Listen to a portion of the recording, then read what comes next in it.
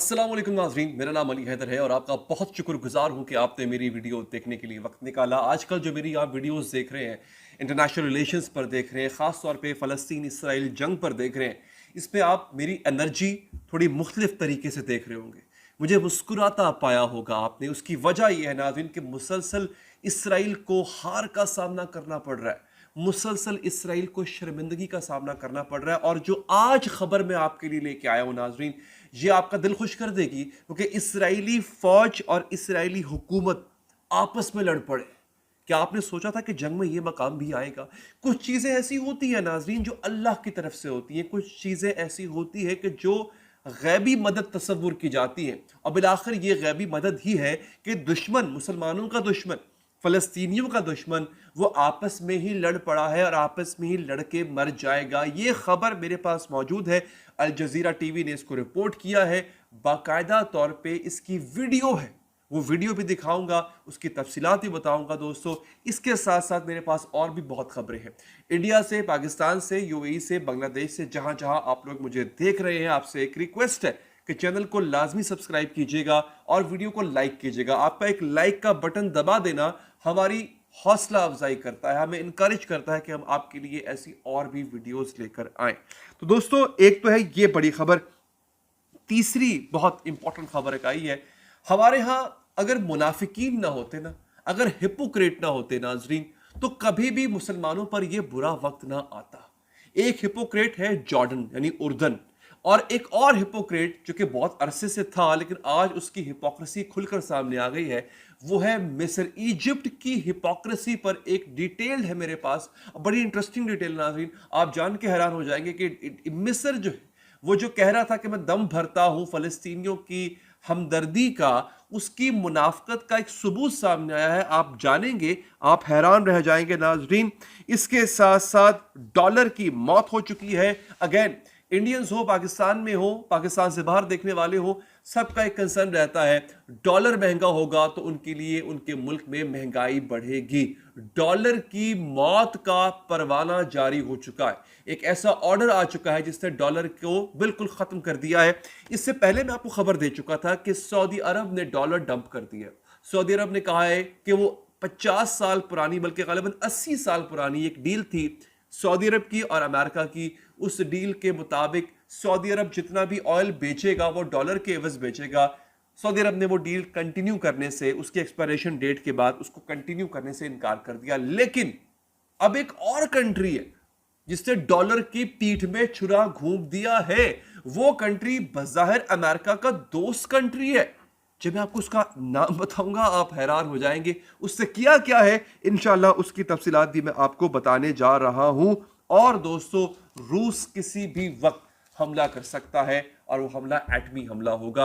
रूस ने अपनी पॉलिसी को तब्दील कर दिया है, वो है स्ट्राइक फर्स्ट पॉलिसी।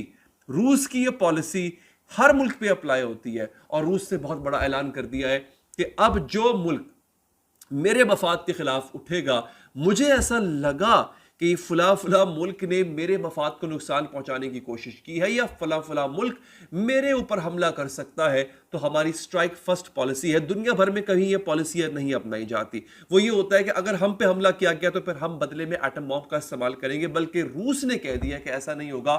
हमें अगर ऐसा महसूस हुआ कि हम पे हमला किया जा सकता है तो हम पहले हमला करेंगे और उस पहले हमले में ही एटम बॉम्ब का इस्तेमाल होगा। दुनिया लरस के रह गई है, अमेरिका डर के रह गया है, टांगे कांप गई हैं सबकी कि रूस के पास 9000 एटॉमिक वॉर हेड्स हैं नाजरीन, 9000। उसने अगर आधे से भी कम चला दिए तो दुनिया खत्म हो जाएगी, चाहे जाए कि अमेरिका या इसराइल या कोई और। इसराइल का जो, रूस का जो दुश्मन मुल्क है, उसका तो बेड़ा गर्क होगा ही होगा। दोस्तों, आज मेरे पास ये कुछ बड़ी खबरें हैं जिसका मैं इंशाल्लाह खुलासा करूंगा, लेकिन मेरे पास एक और भी इंटरेस्टिंग खबर है पेप्सी के हवाले से। उसका जिक्र मैं अपने अगले व्लॉग में करूंगा, क्योंकि गुंजाइश बहुत कम है, वक्त कम होता है। उसके लिए आप चैनल को लाजमी सब्सक्राइब करें ताकि जैसे ही आपको नोटिफिकेशन आए आप वो वीडियो देख लें कि पेप्सी जो है उसको लेकर के बहुत बड़ा बवाल हो गया है। इसराइल और पेप्सी का एक ताल्लुक जो बड़ा गहरा ताल्लुक है, उसकी एक नई शक्ल सामने आई है। इंशाल्लाह उसके बारे में मैं आपको बताऊंगा। दोस्तों, अब इधर आपको मैं एक वीडियो सुनवा देता हूं, बहुत इंटरेस्टिंग वीडियो है दोस्तों। और ये गुफ्तगू कर कौन रहा है, ये गुफ्तगू कर रहा है इसराइल की मिलिट्री का एक बहुत बड़ा जनरल, और वो कह रहा है कि हमास को खत्म नहीं किया जा सकता। वो कह रहा है कि हमास एक फौज नहीं है, हमास एक सोच का नाम है। ये बहुत बहुत बड़ी खबर है नाजरीन, कि जिसके बाद अब मगरिब के अंदर एक अजीब सा मातम मच गया है। किसी को समझ नहीं आ रहा कि हम यहां पर क्या करें। इतना बड़ा धचका लगा है। अल जजीरा ने इसको रिपोर्ट किया है, और ये इसराइली आर्मी का स्पोक्स पर्सन है, और वो ये कह रहा है कि हुकूमत जिस तरह का तरीका अख्तियार किए हुए है गजा के अंदर, वो तरीका काम नहीं करेगा। क्यों? हमास को आप खत्म नहीं कर सकते, क्योंकि हमास एक सोच का नाम है। जरा सुनिए क्या कहा उसने। Hamas is wrong. It is the Muslim Brotherhood that has been present in the region for many years. But what can be done is to create something else to replace it and make the population realize that there is another party. आगे सुनिए, बहुत important है। ये अल जजीरा पे report हो रहा है। अच्छा, इस आदमी का नाम है डैनियल हगारी। ये इसराइल की मिलिट्री का तर्जुमान है, जैसे हमारे आईएसपीआर होता है वैसे वो है। वो ये कह रहा है कि हमें इसराइल को अगर हमास को खत्म करना है तो एक नई सोच देना पड़ेगी, क्योंकि हमास एक सोच का नाम है, आप इसे खत्म नहीं कर सकते। हमास एक पार्टी है, आपको उसके मुकाबले में एक और पार्टी जो कि एक नई सोच के साथ आए वो लानी पड़ेगी। आगे सुनिए, वो कहता है I can not discuss the alternatives. मैं अभी ये नहीं बता सकता कि इसका मुतबादिल क्या है। आगे सुनिएगा। Cannot discuss the alternatives. The political leadership must decide, and the army implements the decision. But the issue that Hamas can be destroyed and Hamas can disappear is just to throw dust into the public's eyes. सी, बहुत बड़ा जुमला कह दिया इसने। Israeli army के general ने, Israeli army के तर्जुमान ने बहुत बड़ी बात कह दी। वो कह रहा है कि मुझे ये नहीं पता कि हमास का मुतबादिल क्या है, ये तो हुकूमत का काम है सोचना। लेकिन अगर हुकूमत अवाम से ये कहती है कि हमास को खत्म किया जा सकता है, तो फिर ये अवाम की, जनता की आंखों में धूल झोंकने के बराबर है। ये बहुत बड़ी बात है। यानी खुद मान गई है इसराइली आर्मी कि हम हमास को डिफीट नहीं कर सकते, हमास इनडिस्ट्रक्टिबल है। इससे बड़ी आपको और दलील क्या चाहिए। इस आदमी की तस्वीर भी आपके सामने आ चुकी है नाज़रीन, आप देख सकते हैं। ये है इस वक्त इसराइल का मकाम, के इसराइल को पता ही नहीं है कि मैं करूं क्या। इसराइल हार चुका है। हालांकि हुकूमत ने बाद में कहा है कि नहीं जनाब, ये तो इनका अपना स्टेटमेंट था, हम ऐसा नहीं सोचते, हम हमास को खत्म करके दम लेंगे। ये इसराइली मिलिट्री का तर्जुमान कह रहा है। अब इससे एक और नई बहस छिड़ गई है इसराइल के अंदर कि इसराइली मिलिट्री, इसराइली फौज और इसराइली हुकूमत एक पेज पर नहीं है, बल्कि इनके दरमियान एक फ्रिक्शन पाई जाती है। इसराइली मिलिट्री को समझ आ गई है कि आप हमास के मुजाहिदीन को डिस्ट्रॉय नहीं कर सकते, आप उनको नहीं खत्म कर सकते। हुकूमत चूंकि अपना वोट बैंक खराब नहीं करना चाहती, इसलिए वो इस बात को रियलाइज नहीं कर रही और ना ही वो इस बात को रियलाइज करेगी। नाज़रीन, ये है सूरत हाल। मिस्र की मैं आपको बात बता दूं दोस्तों, आखिरी बात, फिर इंशाल्लाह उससे हम आगे बढ़ जाएंगे।